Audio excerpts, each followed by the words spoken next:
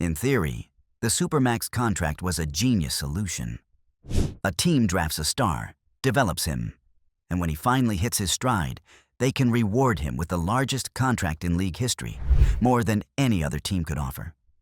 It was designed to prevent another Kevin Durant scenario, where a small market team like Oklahoma City loses their homegrown superstar to a glamour destination like Golden State. The league believed money could equal loyalty, that giving teams this exclusive financial leverage would keep the league competitive, balanced, and fair. But nearly a decade later, it's becoming clear that the Supermax didn't solve the problem. In fact, in many cases, it's made things worse. So how did this well-intentioned rule designed to empower small market teams become a trap that locks franchises into failure? The first Supermax contract went to Stephen Curry in 2017, and it was the perfect marriage between concept and execution. Curry wasn't just an all-NBA player. He was a culture changer, a generational talent, a two-time MVP, and a cornerstone of a dynasty. Golden State rewarded him with a 5-year, $201 million contract, and it worked. The Warriors continued to dominate, building around their superstar with the right supporting pieces, veteran leadership, and organizational culture. For a moment, it looked like the Supermax was doing exactly what it was meant to: reward loyalty, encourage continuity, and maintain competitiveness. Then came the Bradley Beal contract. Beal was a great scorer, no doubt. He was putting up 30 points a night and was one of the few bright spots on a struggling Washington Wizards team. But that didn't make him a franchise cornerstone. Washington, afraid of losing their star for nothing, gave him everything. 5 years, $251 million, and, astonishingly, a no-trade clause. He was the only player besides LeBron James to have one at the time. The Wizards followed the playbook: draft, develop, pay. But Beal never took the leap from scorer to savior. He stayed productive, but never elevated the team. As his salary ballooned, the franchise became handcuffed. No flexibility, no real assets, no future. By the time they finally traded Beal in 2023, they got pennies on the dollar. The Supermax that was supposed to secure their future had instead become a deadweight anchor. It wasn't just Beal. John Wall, Kemba Walker, Rudy Gobert, all players who, at some point, met the criteria for the Supermax. All NBA selections, Defensive Player of the Year awards, loyalty to their teams. But the problem is, the criteria reward accomplishments, not potential. The league doesn't ask if you can build a title team around a player. It just asks if they check the right boxes. That's how Rudy Gobert, a defensive stalwart but limited offensive player who routinely got exposed in the playoffs, ended up with one of the richest contracts in league history.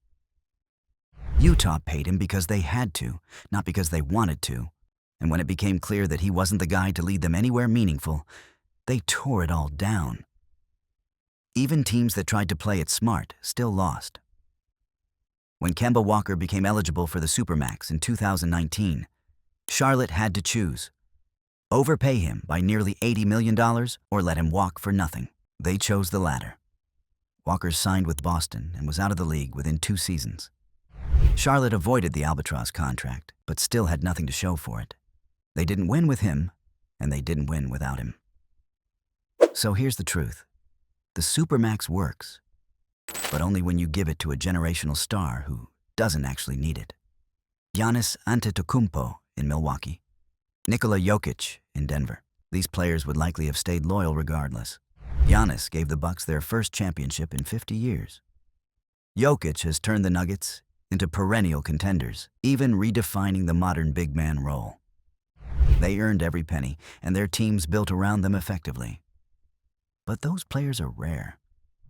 There aren't 20 Giannis-level stars walking around the NBA, maybe 5 at most. And the system doesn't account for that rarity. It treats every All-NBA nod like a ticket to a $250 million payday. And teams, especially small market ones, feel they have no choice but to play along. And that's where the real damage begins. The Supermax was designed to give teams leverage, but ironically, it stripped them of it. Once a player qualifies, a team either gives him the full deal or risks losing him for nothing. There's no middle ground. If the team hesitates, fans get angry, media starts speculating, agents stir the pot. No GM wants to be remembered as the one who let a superstar walk. So they pay, even when they know it'll hamstring their cap for years, even when they know the player might never be a true number one option. Even when they've seen this story before, that fear leads to irrational decisions. Teams lock in Supermax contracts knowing full well they're not just paying for performance. They're paying for hope. Hope that the player improves, stays healthy, evolves into a winner.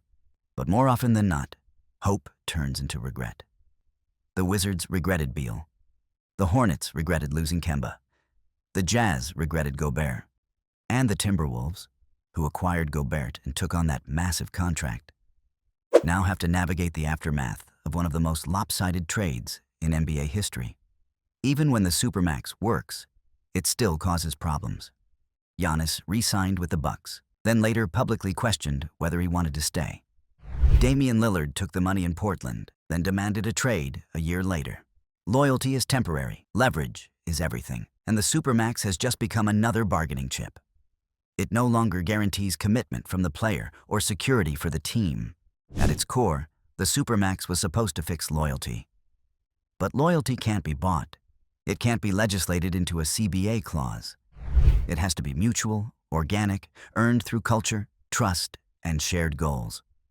Instead, what we have now is a broken handshake pretending to be a long-term partnership.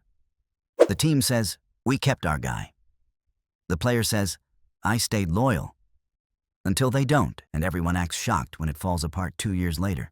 The scariest part, there's no obvious fix. Getting rid of the Supermax would likely destroy small market teams.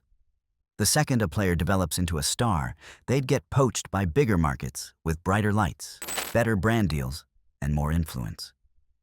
But keeping the Supermax as is just leads to the same cycle of oversized contracts, limited roster flexibility, and eventual frustration.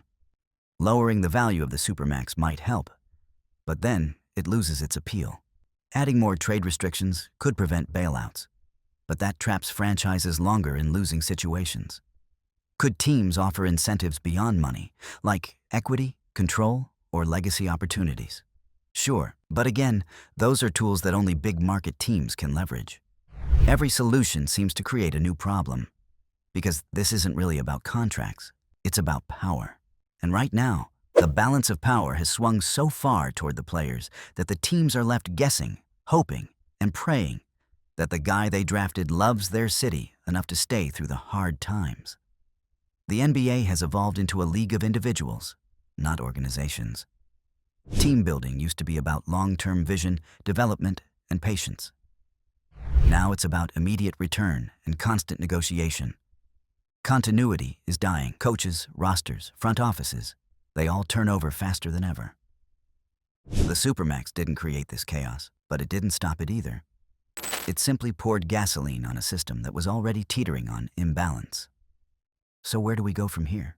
Maybe the answer isn't in a new contract clause or CBA tweak. Maybe it's cultural. Maybe it's about rethinking how we define success, loyalty, and team identity. Maybe it's about finding ways to reward both players and franchises without making them adversaries in a high-stakes game of financial chicken. Because right now, the Supermax doesn't feel like a reward. It feels like a trap, one that teams fall into because the alternative seems even worse. Until the NBA finds a way to balance star power with team control, this cycle will repeat. Stars will demand more. Teams will give more. Fans will be left in the middle, watching their team either overpay to keep someone or lose them for nothing. And the league will continue to pretend this is sustainable. But here's the real question. Who is the NBA really working for? The players? The owners? The fans?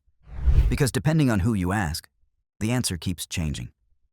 And that, more than any contract, might be the league's biggest problem. So what do you think?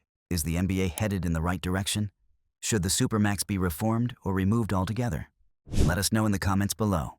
And if you made it this far, thank you. We love talking about the real issues that shape the game, and if you do too, hit that subscribe button. This is where the game gets real.